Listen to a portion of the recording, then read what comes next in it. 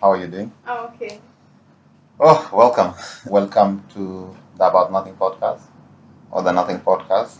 I think this took a bit of a time for us to plan. Yes. Yeah, I mean, a bit of a Twitter chat, um, Facebook chat, Twitter, then my producer reaching out to you back and forth. Yeah. But I'm glad we're finally able to plan it. Oh, well, thanks for inviting me. Yeah. I'm really happy to be here. When she reached out, I was really excited because I've never been on a podcast before. This is my first one, so I was like, yay, let's go. You're a whole radio personality. I mean, you're on mic every day. Almost. Yeah, I'm on mic every day and I love the mic. But there's like different types of mic. So there's the radio, there's now the podcast, and there's MCing. These are all different types of mic. Yeah. It feels like it's the same. Okay, yeah, it's related, but there's a difference. And you do MCing also, right? Yes. Yeah. I MC events. Because I've just been consuming stuff from.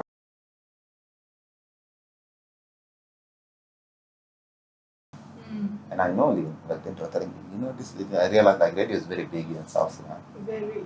First of all, I'm gifting you a radio. Hello. I'm going to give you a radio because it's a must that everybody around me has a radio. That's how I move. Like people usually wonder why I do that. Even in my car, we make sure that I make sure people only listen to radio, no Bluetooth, no nothing. And they're like, we want to play our music. I'm like, no, radio. Everywhere I go, even at home, we have like different radios that I bring. So I give to people like, here, sit down and listen to radio. And they're like, why do you do that? I find it very interesting. Radio is really big here. And how did you end up in radio? What's your story with radio, like as a radio presenter? Well, let's just say that I believe it's my passion, and I believe it's my calling. Weird. and you have been on radio for how long now? A really long time. That's what people don't know. I'm new to Juba radio scene. I think I've completed now almost 2 years, 1 year and something months. Yeah. So since I was in school, I would always do radio. Radio and school went hand in hand when I was in uni.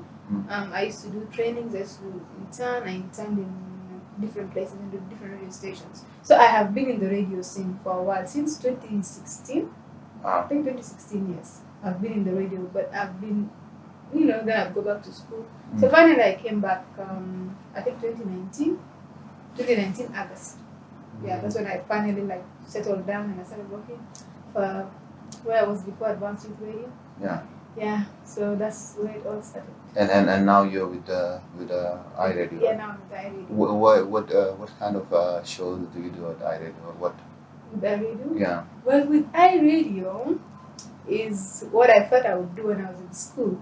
Because when I was studying journalism, that's the vision. Like you're going to deliver news to the people of South Sudan. You're going to look for news. You're going to inform people what's going on. Like what journalists actually do. You're out there. You're about it. And that's what I love about iRadio. That's what we do there. So you do a lot of news. Yeah, we do news. I do a program. Yeah. So basically, in iRadio right now, we're creating a program. I haven't told anyone. The podcast is professional. Hey, please. Yeah, so we're creating a program for me because that's the whole point. I'm more of a programs person. That's like where my strength is. But I also like news. I enjoy it. So I'm doing both there. So and you have a following. People know you as Kafuki. Yeah. How did you end up with that following, or how do you view it?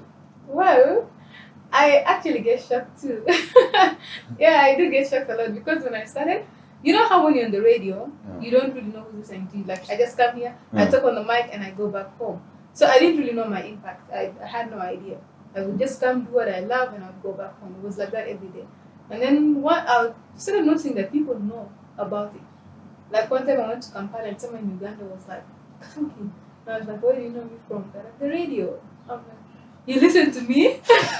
They're like, yes, we do listen to you. So it was strange that you actually have an impact out there and you don't even know. That's one. And then with time, I got to realize, I'm like, okay, so people actually listen to the radio, they actually enjoy it. As you said, radio is very big in South Sudan. It's very big. People follow radio. I want to continue like that. I mean, and also like radio is now also blending with other media.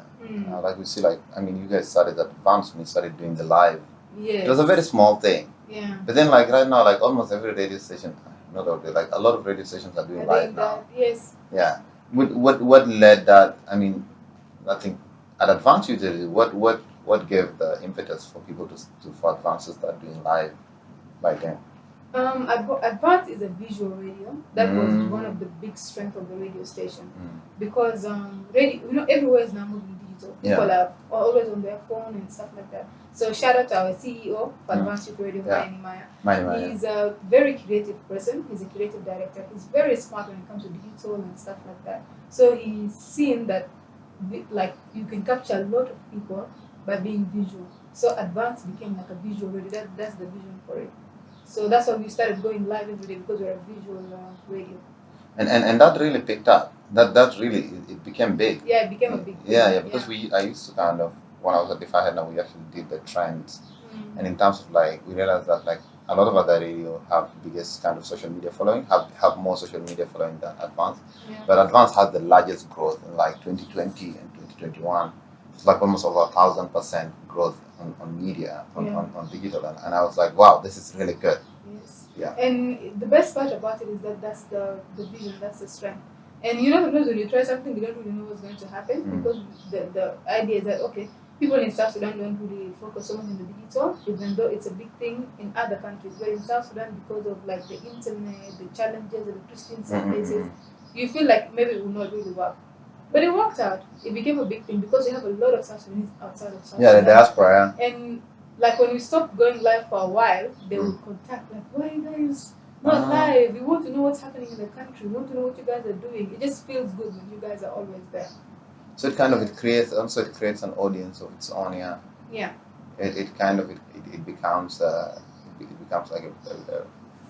like a different platform by itself. Yeah. You also do music, and do you also like present or do commentary on music and current affairs and stuff like that? Yes, and I enjoy it. I don't know, all of it. But the music is because I like to make a change.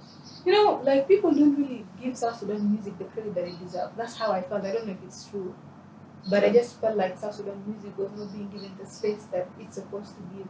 Like when you go to some places, you ask people like, why don't you listen to South Sudanese music? I mean, we're in South Sudan and in Juba. This is the capital city. Why is it that the music is not really everywhere? And they'll be like, oh, we don't have musicians. We don't really have talented people. Our music is not that good. Which was a lie. It's a lie, because I know there's no way a whole country can just have talentless youth, talentless people. That's a lie. People do have challenges, yes, but that's not the truth. So I took it upon myself. I'm like, you know what? I'm going to give the space to musicians. I'm going to make sure that if I work in the radio, it's mostly South Sudanese musicians, music that I'll be playing, and I'll be promoting musicians from South Sudan. That was what I thought. And in the beginning, it was challenging, because the mentality that the music is not really, people underestimate it and overlook it. So I used to get comments like, oh, you play fake music, huh? You play this. People used to be like that. Wow. Yeah. But then with time, it actually has a lot of audience. People will be surprised. They'll be like, you mean these are South Sudanese songs? I'm like, yeah, it's just that the media, we need to do better in terms of also selecting good content in all sectors of arts, whether it's acting, music, and we just select content that is really, really appealing to the people. So I try to do that.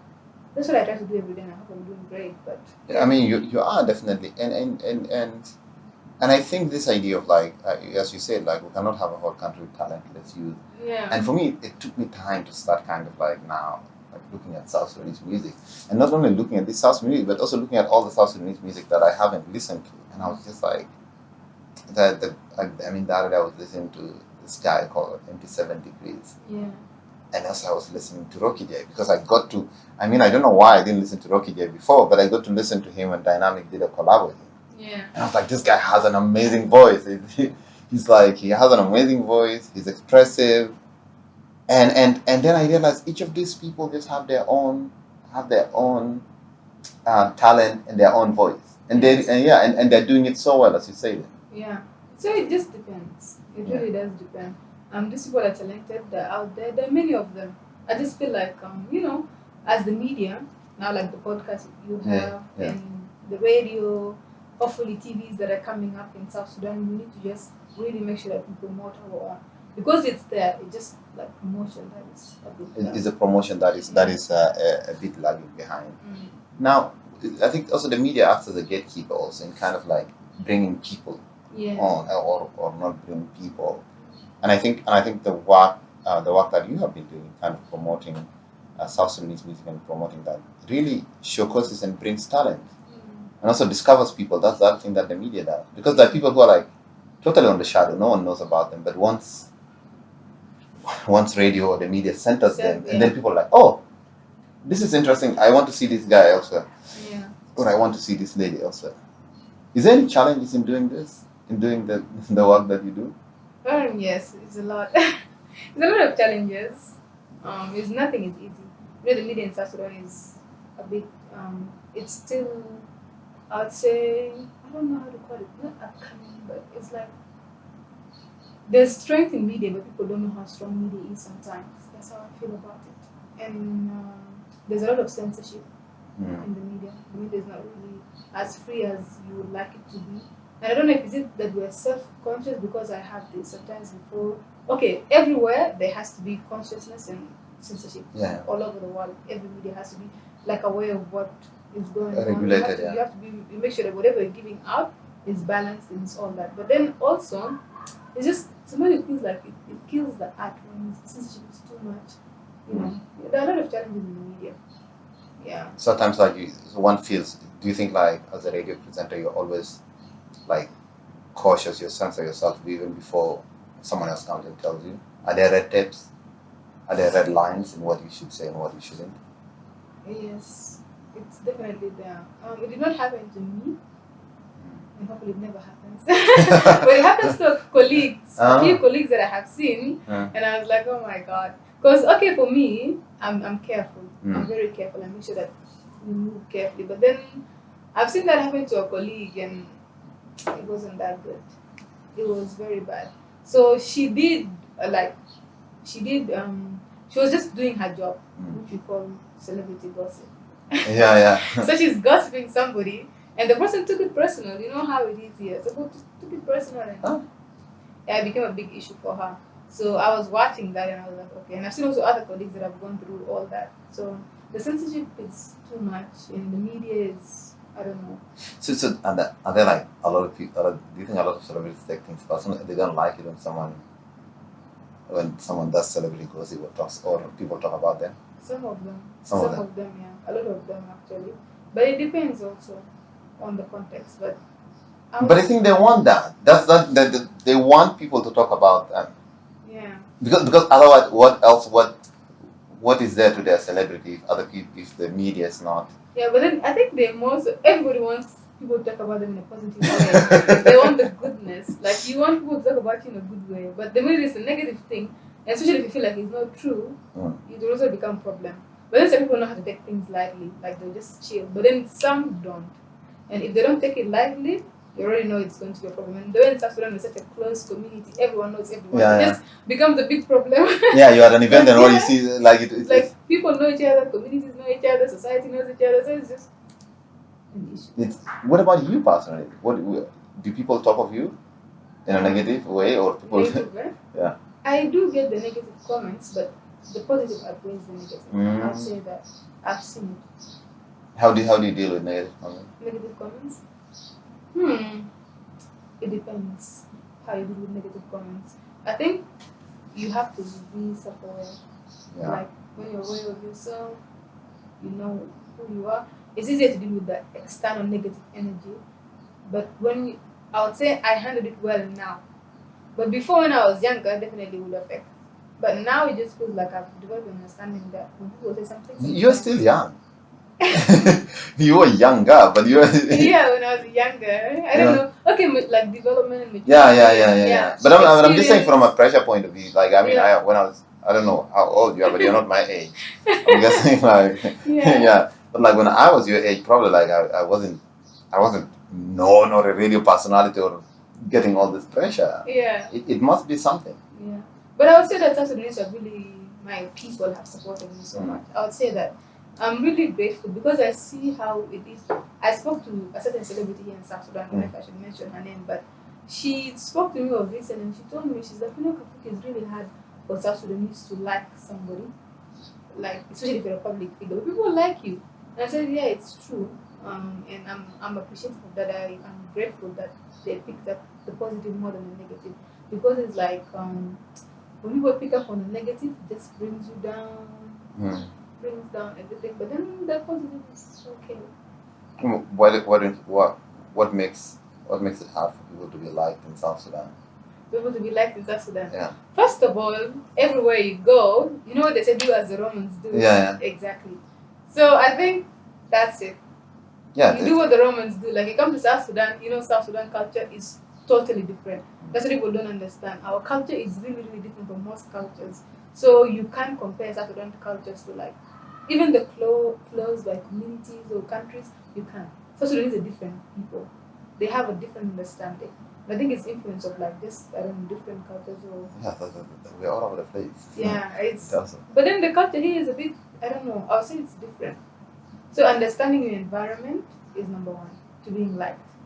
But you're liked too. You've done some great stuff. I feel like my work is liked. Yeah. That's one thing I get to share. My work is liked. I've never. The thing that I've been doing a lot of community work and stuff like that for the last 7 years or 8 years. Yeah. But then it's like for the last 2 years, my work started being surfacing to the public, and that's the time that that's the time that I think for the last 2 years I've been really trying to. That's the time I was as if the media said like, hey, this is the Nelson Kwaje. He's been in the oven for so long. Yeah. But here he is now, and yeah, for sure, I'm liked and at times in a very inspirational way, and it's for me it's always strange because I didn't grow up being liked. Oh. Yeah, if you ask my colleagues in high school and primary school, like Nelson Kwaje is someone public, they'll be like, for sure. Yeah, I was just average. I was just an average guy, not anywhere geeky, whatever. So it's very new for me, the idea of likability, or being seen. It's not new to me. Like I didn't develop in that environment. I developed in a very dirty environment. Yeah, but definitely my work at Defy Hate now, seniors have, and I mean you met the guys at 211 check or safety come. All those are like the footprints of some of my. I think that's what we know about you mostly. I think we started doing Defy Hate now, 211 facts check. Yeah. That was a very important thing, especially during COVID time. Yeah. When there was misinformation and all that, so it was very important for people to know like stuff. Yeah. So I think that's around the time the media started picking up on you, because you're talking about COVID. Facts checking in South Sudan, there was a lot of misinformation. All over people the place. Were going crazy. Even people would expect them to have authentic information, did not have authentic information. It's just like, they'll be like, drink tea at 4 a.m. That time I remember I woke up at like 5 or 7 a.m. We were like doing all kind of fact checking. And I'll say that, and probably like that being selected into the 100 most influential young Africans and what that is not that really problem. Brought you up, that was like. So like people like, and also other people are like, what the heck? Who is this guy? But you've been doing a lot of community work. Yeah, but people will go to the comment section like, how is this guy influential? I don't know him. Oh. Yeah, people are like, because my work is not being consumed by the public directly. Like I'm not an artist. I am not. I am not. Oh, yeah. You did not really put yourself out there. Let's say that. Like, sometimes you do a lot, but you don't put yourself out there. So that's the problem. I think it kind of creates that. Yeah, so I'll say that's what I have to say about likability. But I'm also on Twitter. I'm viewed with I'm a bit of a provocateur. Oh, okay. Yeah, so I tend to rub people the wrong way. Why? Do you enjoy it? Okay, that laughter is very evil. I think you'll have to edit it out. Yeah, that laughter is. Do you enjoy that? Do you enjoy the? Yeah, I do. I do, and because I think like people have grown so much accustomed to conventional things and conventional takes on issues. So on Twitter, I find it like it's a very, and I also write a lot of subliminal comments so that are not directly at you. Yeah. And then people the audience can really. Yeah, I enjoy it. I I like the fact that I'm a bit of provocateur on Twitter. You really like Twitter like that? Very much. Let's start there because I have a few comments to make. You so much into Twitter? So much. Yeah. I think when I started using Twitter, you were the guys I found on Twitter. Yeah. Because I'm not a Twitter person, strangely. Why? I just said I understood Twitter, I think late last year. Like Twitter is, I didn't know what it was. I have an account. Yeah. I started an account in 2013. Wow. But I did not use it. Can you believe? It was just an account and it was there. But I didn't use it. Because I didn't understand. Like, okay, Twitter is just, it's not like the regular social media like Facebook. You connect with family, you connect with friends, you can call them, you can chat with them, and you can date them once in a while. Like, oh, this is what's happening to me on your timeline. And then also with Instagram, you also like pictures. Now me, I'm Instagram game. Like, that's where I belong. Hey, with all that beauty. I'm just like, this is me now. Because I like aesthetics. I like quality pictures. So Instagram, me and Instagram is good. So Facebook, yes, for connection, friends and whatnot. But then Twitter was just like, okay, what do people do on this app? Like I go and I see them, like I don't know. But then with time now, I think last year and this year, I'm like, now I know what Twitter is about. So I try. Yeah, it's actually, I think it's less about the technology of using the app. It's more about like what type of content do people put here, because it's really not straightforward. Yeah. On Twitter, at times you find like an image and something, a meme goes viral. Another thing is it's, and also and usually you can't inherit your followers on Twitter. Like if you're big on Facebook and you go to Twitter, like most likely you have to, like as if you're in Newtown, you have to introduce yourself again. Yeah. Yeah. People are just, I think between Instagram and Facebook you can actually inherit followers. Yeah. It's the same system. It's linkable. It's linkable, but like you come to Twitter, you're like, it's separate. It's separate. It took me a while to understand Twitter. It's I don't know how long it's taken, but Twitter it takes you a while to understand. It takes a while. And then also posting, like when you want to post your stuff. Yeah. And you're like, should I post this? Should I not post this? Because okay, Twitter has a lot of intellectuals. Yeah, it has a lot, yeah. Intellectuals. That's one thing I noticed with Twitter. That people go there to put their views, they go there to put, it's a very, very important platform. And it's just a lot. But there's a human side to it, and it's like, oh god. And then there's the funny people that just tweet their thoughts. I think now my niche is just being myself, like on Twitter. Like you just the people that I like, the people that just wake up in the morning and tweet random stuff. That's really cool. But it's also cool because you learn a lot on Twitter. By the way, there's a lot of information on Twitter.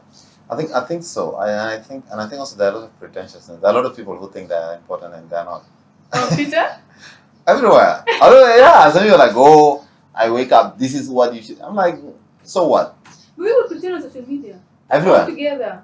Okay, even in real life, you're pretending, you just pretend. But then on social media, the capping and the pretense is a bit too much. Yeah, I think so. Definitely, the pretense is too much.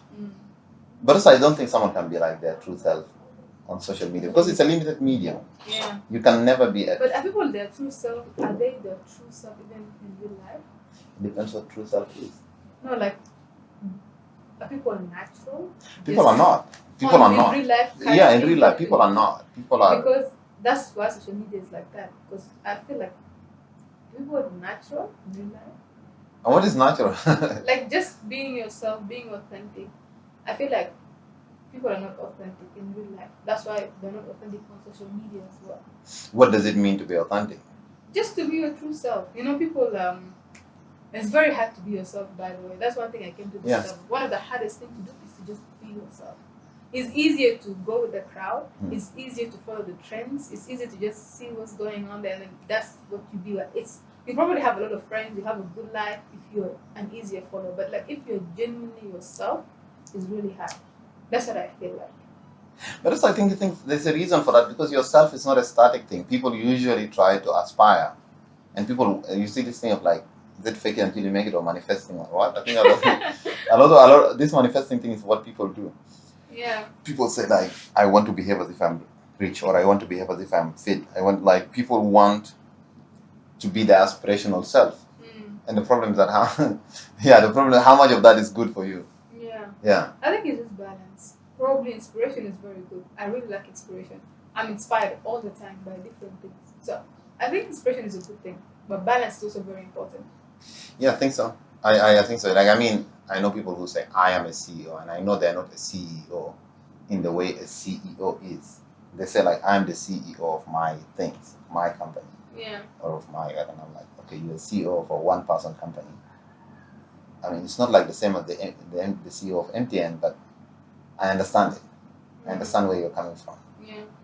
And I think there is a bit of it now. It becomes deception also, because I see also like on Facebook, I see someone's like, No, oh, this person went to Oxford. I'm like, I know you did not go there, but people lie like that. Yeah, a lot. You can lie about. Yes.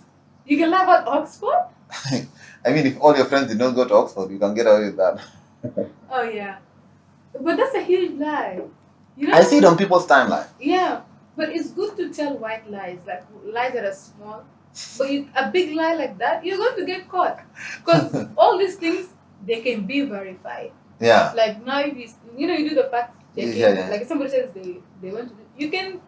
Yeah, you can find out. That stuff can be found. It's not even, and one email and you can. Yeah. Yeah. I don't know, it's someone who kind of like I knew from a distance. I hope they're not watching this. Yeah. They said like they work for the World Bank. I'm like, okay, not just them, but like. Yeah, there's someone who said like they work for the World Bank, and I'm like, I know for sure they don't work for the World Bank. Yeah. And I'm like, I mean, you be you. Yeah, but I mean, it's good to kind of aspire and manifest good things, and hopefully that's my prayer every day, that God gives us the desires of our heart, like the thing that you aspire to be, the thing that you want to be. Inshallah, God just gives you that. May God just give you that because you deserve it. But it's also a matter of like the technicalities now. You have to work towards it. That's why I say balance is good. I like to manifest. I like to be inspired. I envision myself in a different light. But also, I have to balance it with the technical part. Yeah. Yeah. Because you can't be. Yeah, and I actually told people, I don't know where I was this. I was actually told people like, hey, you really. It was on a Twitter space, and I was like, you know what? I appreciate all this. People saying they want to manifest, they want to do that, but like, don't lie about that. If you say you're a water engineer, and I call you, it's better be close to that. Yeah, it's better be a student. Yes. If you say you're a medical doctor, you better be in like 50 or whatever. Yeah, but don't be like you haven't stepped into medical school and you're telling me you're a medical doctor. Then I'm like, be close to that. Yeah, be in that area, so it's close enough. Yeah. And I think that just makes. But even the thing with radio and with everything, you can actually manifest that. It's like, hey, I am a radio presenter. I'm a media personality, and this is the way I speak. I practice. Yeah. You can find yourself there, but you don't misrepresent. Yeah. I think that a lot of people are, especially artists, the kind of people that you interview. Yeah. A lot of them lie. They say they're rich. Oh yeah, but that's part of their brand. That's part of their image. Overall, people don't like dealing with broke people. So artists have to lie that they have money so people can actually give them the money. Yeah. That's actually a thing? Yeah, it's part of the brand. Trust me, if you are an artist and you say that you're broke, you don't have money, I don't know how people will perceive you. But if you give people an impression that you're rich, it's just kind of people get drawn to you. People get and people now want to give you money. Yeah, what do you think people lie? Yeah, that's how it works. So you have to really pretend that you're rich. You say you're rich. You're not supposed to, like, if you show people your struggles. Yeah. I don't think they'll appreciate that, especially in arts. I don't know why. Maybe I'm wrong, but this is just my view. So usually when the people come to you interview them, they're like, they put on like that. Yeah. Most of them is just like, you have to give people the impression that you have it. If you want to be yourself, that's great. But I remember interviewing a few artists, and they'll be like, I'm about it. I have the money, I have this, I have that. But then most of the stuff will get because the industry is known for having money, so they'll try to let that be known as well. But I think it's just a brand thing, and I believe it's not just in South Sudan, everywhere. No, it is definitely even global artists. They have to. It's just part of your brand. Like, do you want to be talking about your struggles every day? I don't know how people will appreciate that, but if you like take it in and make it, people seem to appreciate that for some reason. I don't know why. You have to be some rich gang or something. Yeah, but I think a lot of people mistake fame and money. Like, a lot of people. You can be really famous, everybody knows you, but doesn't mean you have money. But you can be rich and not famous, and people will think you're broke because nobody knows you. Which one do you want? But probably I would want to have money. And Oh, come on, like you're. Oh, that's because you have the fame already. I don't think I'm that famous yet, because that's not the goal for me. Being famous sometimes, this is not something I asked for, but it comes with what I do. Yeah. There's no way you're going to be a radio presenter and media personality and not be known. But it's not what I wanted. I just wanted to do what I love. I wanted to be out there, give information. I wanted to be involved. I wanted to contribute. Like, I feel like as long as you live, it's very important that you contribute. Actually, everybody does contribute. One way or the other. You contribute to the society, contribute to the community, but it was very important for me. I felt like I should contribute. And I think that kind of comes with that. But also, it's. I think the idea of also like money, it's like, I mean, there is a part of it. I mean, to some extent, like people want to be rich, but as people, you don't want to lose your passion and your soul in the process. So it's always a balance. I'm very conscious about that. I'm very, because very it's always a balance. Yeah, but I've been to places where like I've been invited to conferences. I flew, and I was so broke. Even after flying into a European country, landing there, broke. And now people think you are in Europe, you must have money. Yeah, there was a time I was traveling. The time that let me tell you, the time that I was traveling is the time that I was broke. Yeah. Like I was flying probably like 2 times, 3 times in a month. Yeah. And the understanding is that if you're doing all that, you must have money. Yeah. Like, there's no way you're going to be flying to a European country. You're not even going to like a nearby country. You're going all the way to Europe and you're going to tell us that you're broke. People won't believe you. The time I landed. That's a different type of broke though. Yeah, it is. Okay, of course, it is not a broke of I don't have money for chapati. It's a broke. Like, yeah, it's like, a broke with a Q. Yeah, it's a different type of broke. Like, it's not the normal broke people, no. Yeah, I remember. But that was actually, I landed in France with like 12 euros in my pocket. Yeah. Because I was supposed to get the money the following day when I reached the venue. And just like, yeah. And that was my first time being there. How was that experience? What, the going to France or the brokenness? But, okay. I think it was nice because I was young and then it was like, I don't know how old I was. But is it expected of Africans to, because in Africa, the older you grow, the more you have money. Yeah. It's not like, okay, in very rare conditions it happens, but young people have money. Yeah. But it's like the older you get, the more likable you Yes, yeah. I think it's a concept in Africa. I don't know why, but I think it is a concept here because you need to rise through that. There are no like other avenues, even career-wise. Yeah. If you join the radio station, you're not going to be the CEO of the radio station. Yeah. It's like with time. I think entrepreneurship is the one that allows probably someone to break out of. Yeah. Of that. Okay. So tell us your experience. Yeah, so I landed there in France. I was invited for a conference by UNESCO. I got the invitation. I thought like these guys would send me the money for that whatever thing. So they sent me the ticket and everything. And then I realized like the day of the travel, I was so broke. I did not even have money to go to the airport. Huh? But you had the ticket? I had the ticket, I had the visa and everything. Was it the time of COVID or before COVID? This was 2017. Okay. Was COVID of what? So 2017, 2016. 2016, so you had your ticket, yes, your visa, yeah, ready. Everything. So I was in Nairobi by then. So I called a friend of mine. His name is Jagero. He's an author. But hey, Jagero, I'm traveling to France and I don't even have money to go to the airport. So I go, Kwaje, what is it called? It's watching Premier League. Kwaje, I'm watching game right now. Oh, I'm like, my guy, find a way. Send me 5,000 shillings. It's like about $50. Send me 5,000 shillings. I really need it. Called him. He's like, okay. He came through. It took about 30 minutes. I think he called someone and one. I received 5,000 shillings. And I go to my house. I pick things. I give my sister, because she was staying with me now, I give her like give her like 1,000, 1,500 shillings. So 2,000 shillings. And then I got into a taxi. I give the taxi 1,000 shillings or 1,500. I reach the airport. I exchange the remaining money to euros. Okay. And that's how I ended up with that 12 euros. 12 euros. Okay. And then, because for me to go, this is the way the UNESCO was doing their thing, is that you book your hotel, and then they give you refund. Yeah. And I don't have money for booking a hotel. Yeah. So then I contact a friend of mine in Germany. Like, hey man, like I don't have any money to book a hotel or to do anything. Can you get for me something, a hotel to stay in? Yeah. Like, yeah, I used to stay in France back in the day. There is an old hotel, something I know. then he books for me 3 nights. Because Yeah. the idea is that once I reach there, I can then pay. Yeah. Yeah, so he books for me, he gives me the location of the hotel. And then for me, I also use Google Map to know where the airport is. Places, yeah. Yeah, so I land in Paris. I land in Paris at Charles de Gaulle. The guy first of all doubted whether I'm like, yeah, I'm here for it. I have my visa, I'm here for it. I get from there, I go to the train station. At Charles de Gaulle, there's a train station that you can get the train from there. Yeah. I'm there. I'm standing on the queue trying to find the train and what. Some angel, Turkish guy, Turkish French, comes to me. How are you, my friend? I'm like, I'm good. Where are you going to? I'm like, I'm here for a conference, And I want to get a train ticket. I said, where are you going? I said, I'm going to. She's like, yeah, I know which train is going there. Then it's like, oh, what? I'm like, I have 12 euros. It's like, oh, the train is 15 euros. So it's like, okay, I'll get for you the train ticket, and I will be with you on the same train. I'll show you where to go.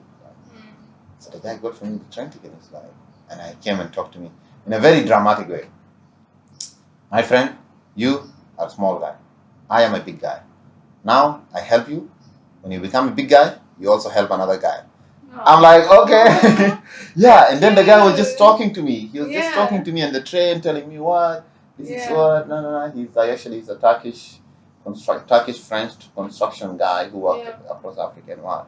I think he genuinely just saw that this is So I arrived there, I go to the hotel, and I get into the train, the station, like this is the station, I alight from the station, I get out. Yeah. Because for me, I usually download offline Google Map before I reach any city.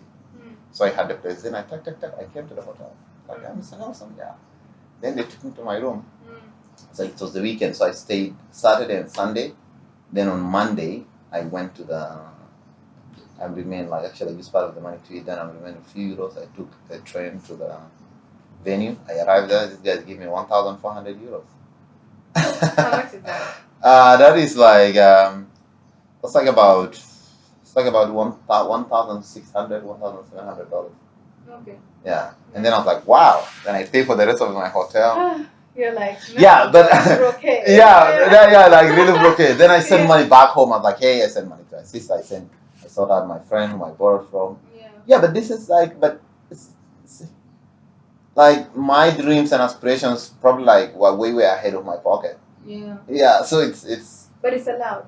It's really allowed. Yeah, it is allowed. I really like that. I would definitely prefer that over anything else, because I feel like that's the realities of life. I think your dreams are always ahead of you.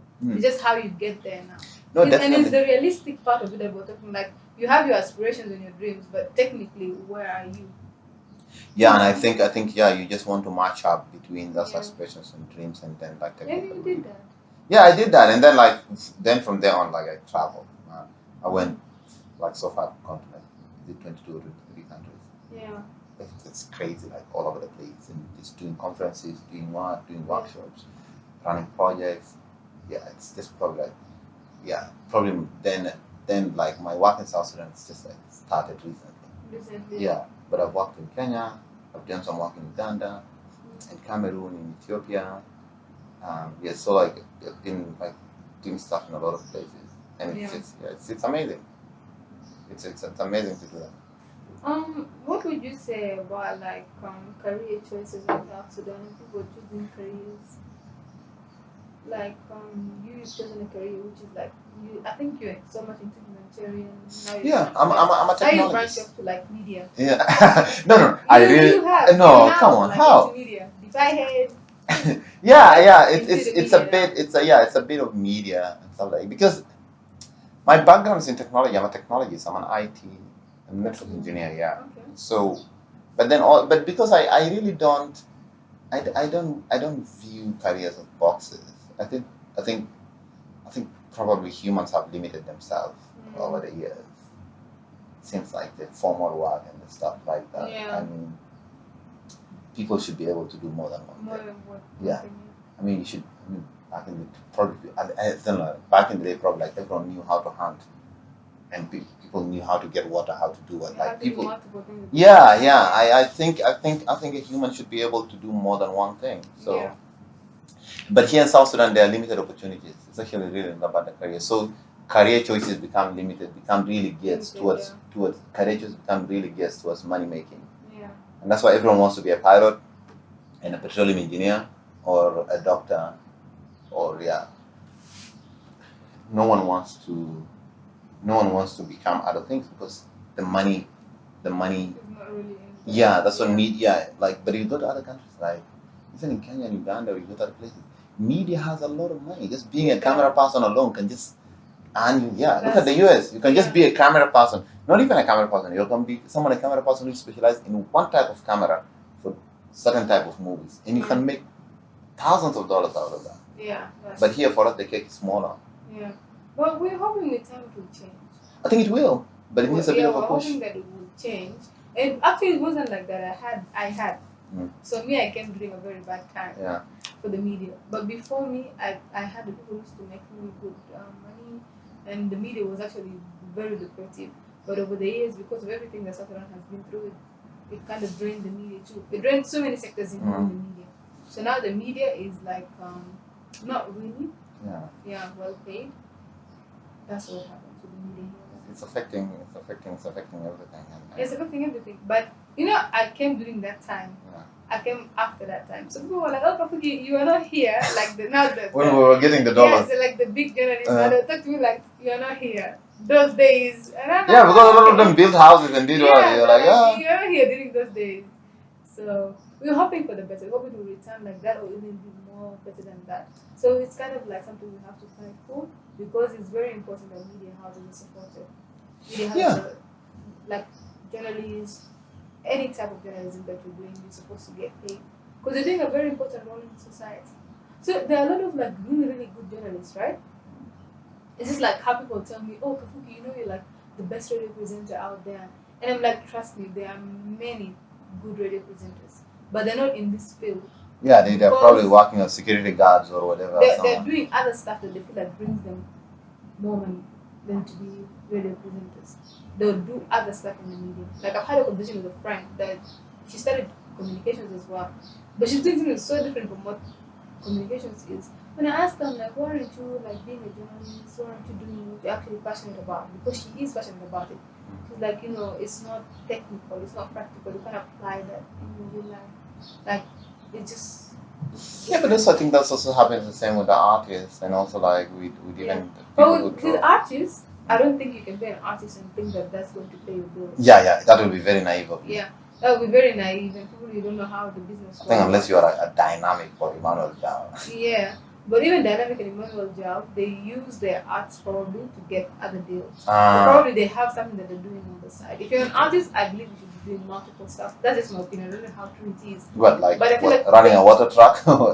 You should be having something on the side that you're doing. Yeah, but I mean, if you also want to do that and also want to pretend to be rich, you cannot be. You need to do something that people also like. Yeah. Why are you? Okay, let me give you an example. Shockingly, in South Sudan here, many of the artists that I interview and I ask them, apart from music, what else are you doing? Yeah. These guys are engineers. Wow. They're IT personnel. They're big deals. Like, they are working and they're studying and they actually have, like, great stuff to do on the side. And that helps. Yeah. And when you ask them, when you ask them, what are you doing now? They'll be like, oh, I'm just saying. But then they have stuff that they're doing on the side. These are probably the smart ones I know. But of course, also not everybody has an opportunity to go through school. Yeah, I think that's in South Sudan, not everyone. I think a very big number of us haven't really been through school. It's just a few of us that have studied. So also, some people only depend on their music and a bit of business here and there. It's very sad. Some people produce really good, very, very good music. I mean, and there's no way to compensate them. And people consume their art without paying them. But I guess that's where the passion comes in. Because if you're doing something out of passion, you just have to let it go. But if you're doing it to be paid, that's also different. But if you're passionate about what you do, you just keep going. Until what? Until. What if you have a wife and 2 kids? Better? Then things start. That's why I said like branching off, doing other stuff. That's why artists release one song and disappear for a very long time. Then come again with another song. Then they disappear. But when they disappear, obviously they're doing other stuff and then they're like trying to just get other stuff working. Yeah. but I think it's a very difficult thing. Who is your? I mean, as we're kind of trying to close. Who is your favorite artist? Favorite artist.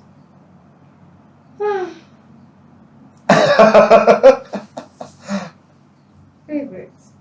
So I don't do favorites. I have never done favorites, even internationally.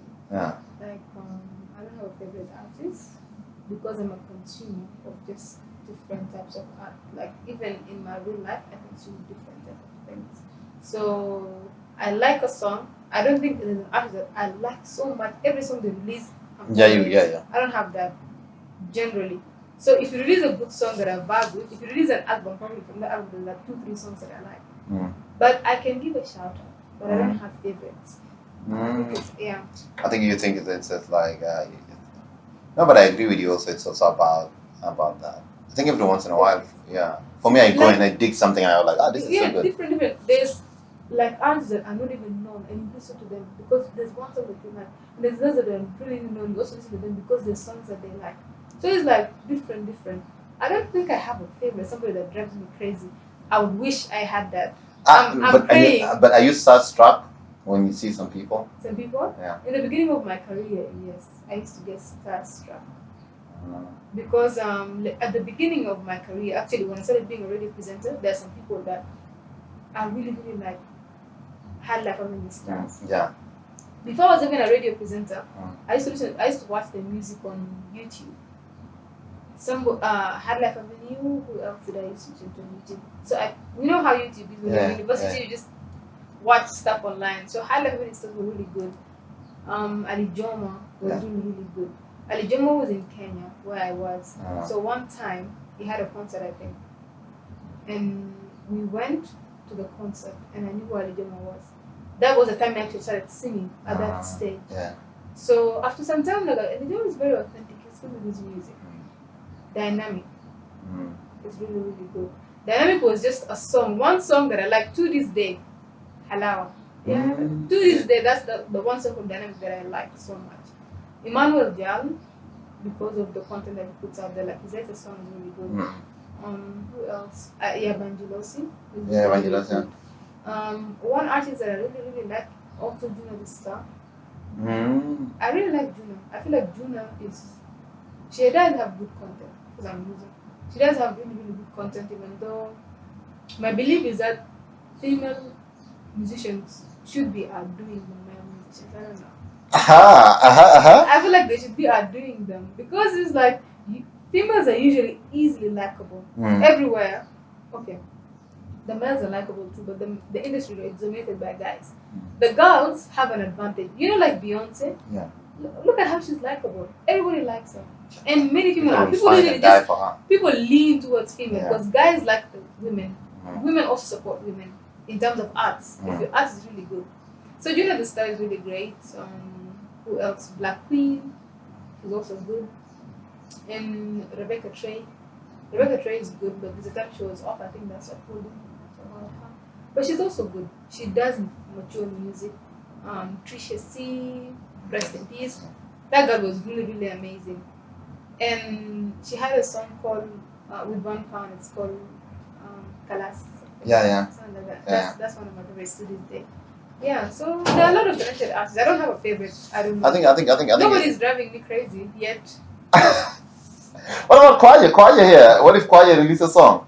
I don't have any song.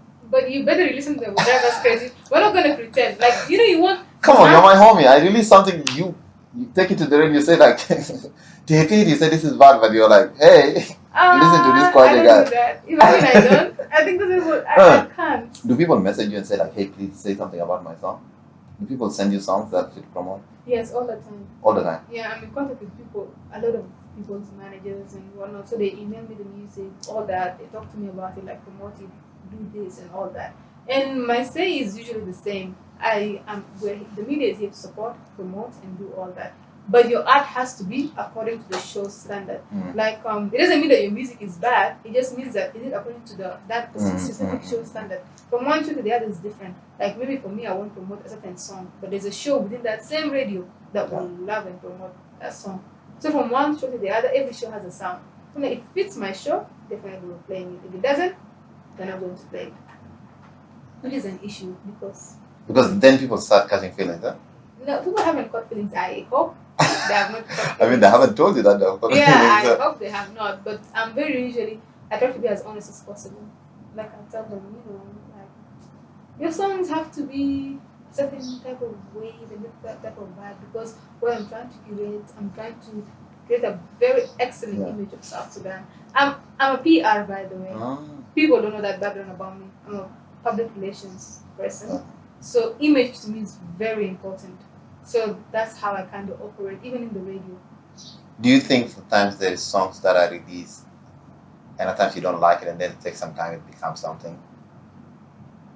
Yes. And if I mention that song, everybody's gonna go crazy. But isn't that, what does that say about taste? Taste is It's influential. yeah, but also it's not an absolute thing. Yeah, people can influence your taste. Yeah, people can influence your taste. Yeah. Yeah, in music. But then, like, if I'm on my own and I'm listening to my own music, I'll probably listen to that song. I don't know if I should mention that. Mention that. Is that? Yeah. Yeah. Okay. I think we have something.